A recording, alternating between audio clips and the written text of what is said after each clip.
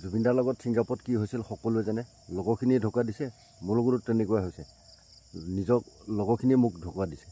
तो जुबिन दा के साथ जो हुआ है सिंगापुर में सभी ने देखा है। अपने साथ वाले ने धोखा किया ना, तो कहीं पे भी जाओगे ना थोड़ा सा संभाल के जाना। अपनी जोते निजाक जा लगते निजाक अलप सावधाने जाओगे। जुबिन गार्ग दा पृथ्वीत নাই।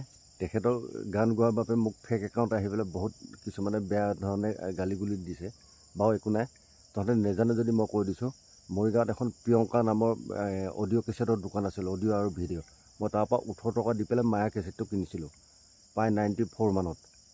মই আপোনালোকক এটা অনুৰোধ কৰিছোঁ, আপোনালোকে good morning, good night, good afternoon যিমানখিনি দিয়ে নহয়, জুবিন দাই 40টা ভাষাত প্ৰায় 40,000 মান গান গাই থৈ গৈছে। তাৰ কেলাইনমান লিখি দিয়ক না আপোনালোকে। দাদাৰ স্মৃতিটো জীয়াই থাকিব। আপুনি গান গাব পাৰে নোৱাৰে সেইটো পিছ কথা। আমাৰ দাদাজনৰ স্মৃতিটো জীয়াই ৰাখক আপোনালোকে। কথাটো হয় নহয় জনাবচোন বাৰু।